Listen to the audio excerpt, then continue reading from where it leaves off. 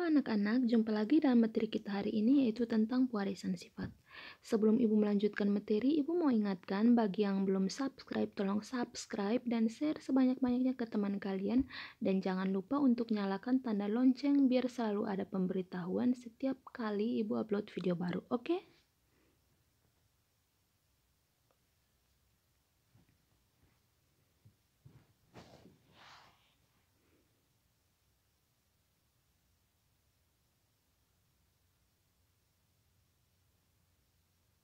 Baik, kita mulai. Pewarisan sifat. Pernahkah kamu melihat bebek yang memiliki bulu yang mirip dengan induknya? Bagaimana bulu anak bebek tersebut dapat mirip dengan induknya? Nah, bulu anak bebek tersebut bisa mirip sekali dengan induknya karena ada sifat-sifat organisme terkumpul dalam materi genetik yang bernama gen.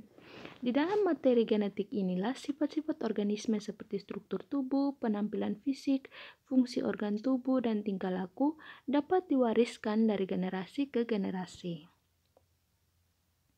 Akan tetapi, bagaimana caranya sifat-sifat organisme yang terdapat dalam materi genetik dapat diwariskan? Nah, itu yang akan kita pelajari hari ini.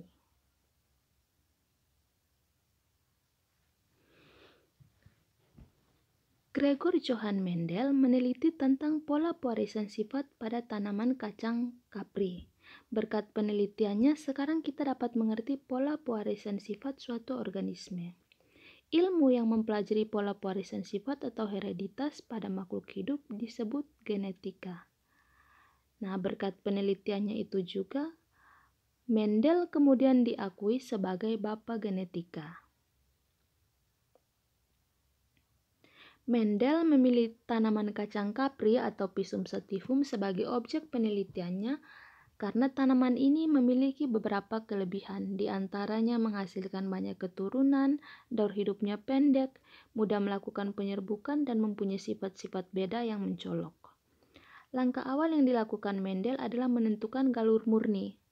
Galur murni merupakan tanaman yang apabila melakukan penyerbukan sendiri, menghasilkan keturunan yang memiliki sifat sama dengan tanaman induknya.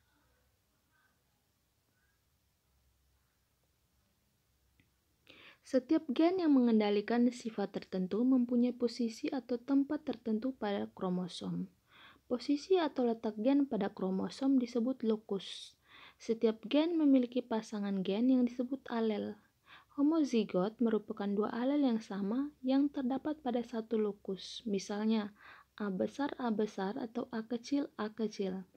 Heterozigot merupakan dua alel yang berbeda yang terdapat pada satu lokus, misalnya A besar, A kecil.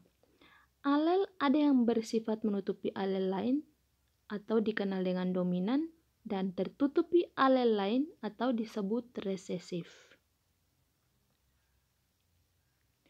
Fenotip merupakan sifat penampilan fisik yang dapat diamati, misalnya warna bunga, bentuk biji, atau tinggi tanaman. Sedangkan genotip merupakan jenis gen yang mengendalikan fenotip. Misalnya, untuk fenotip bentuk biji dominan bulat, terdapat dua jenis genotip, yaitu R besar atau homozigot, dan R besar, R kecil atau dinamakan heterozigot. Sedangkan untuk fenotip bentuk biji keriput dikendalikan oleh genotip R kecil homozigot.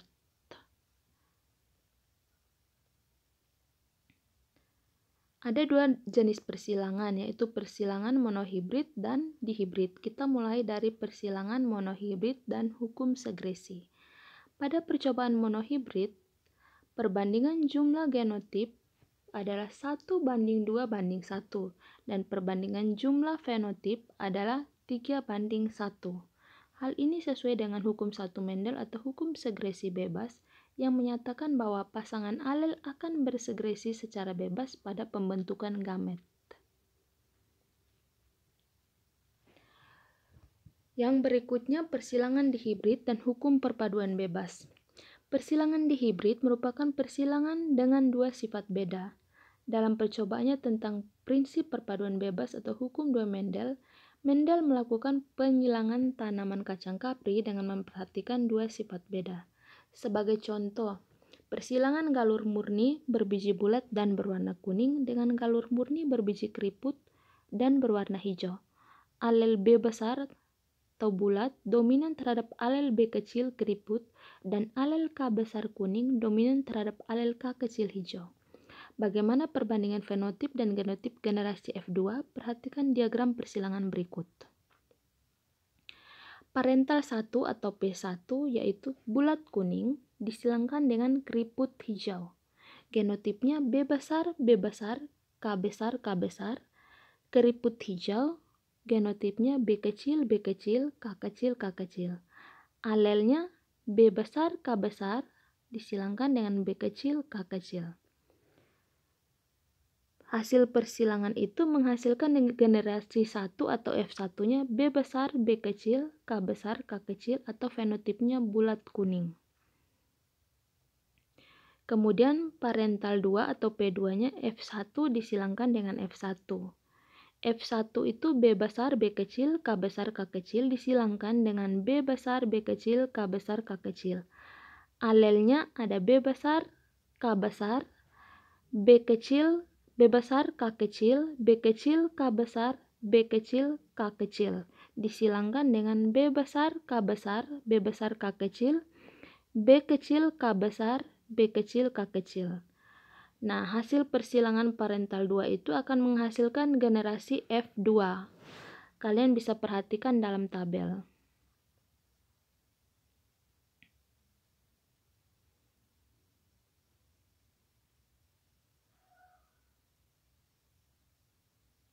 Berdasarkan tabel genotip F2, kita dapat membuat tabel perbandingan fenotip dan genotip generasi F2 sebagai berikut.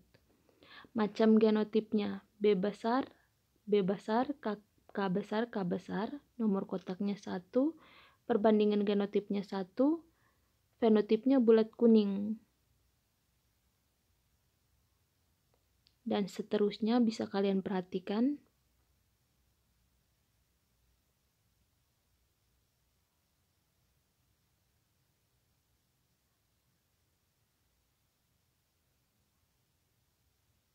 Nah, pada percobaan di hibrid didapatkan perbandingan genotip F2 adalah 1 banding 2 banding 2 banding 4 banding 1 banding 2 banding 1 banding 2 banding 1. Sementara itu, perbandingan fenotip generasi F2 adalah 9 banding 3 banding 3 banding 1.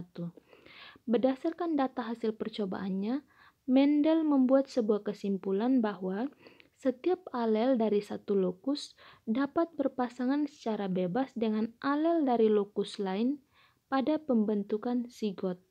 Kesimpulan ini dikenal dengan nama hukum perpaduan bebas atau hukum 2 Mendel.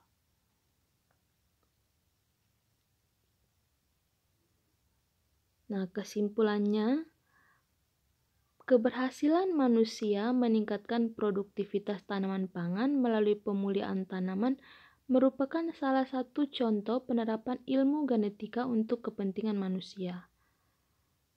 Salah satu cara pemulihan tanaman adalah dengan cara persilangan tanaman. Sifat unggul suatu tanaman dapat dipasangkan dengan sifat unggul tanaman lain.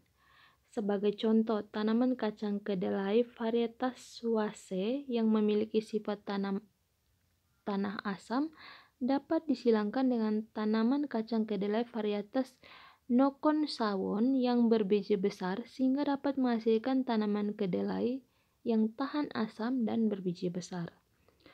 Persilangan dengan menerapkan ilmu genetika juga dapat diterapkan pada persilangan hewan.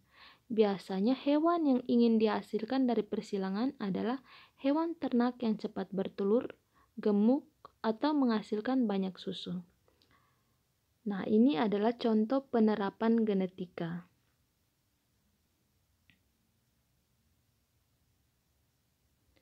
Oke, untuk mengetahui sejauh mana pengetahuan kalian tentang materi kita hari ini, Ibu sudah siapkan satu tugas, cuman satu nomor. Tolong dikerjakan dan dikumpulkan, dituliskan dengan rapi di buku catatan buku tugas kalian. Oke, soalnya tanaman berbiji bulat disilangkan dengan tanaman berbiji kisut menghasilkan F1 tanaman berbiji bulat semua. Kemudian, antar F1 dibiarkan melakukan penyerbukan sendiri. Jika pada F2 dihasilkan 200 tanaman, berapa kemungkinan dihasilkan tanaman berbiji bulat dan tanaman berbiji kisut? Oke, selamat belajar dan selamat mengerjakan tugasnya. Terima kasih.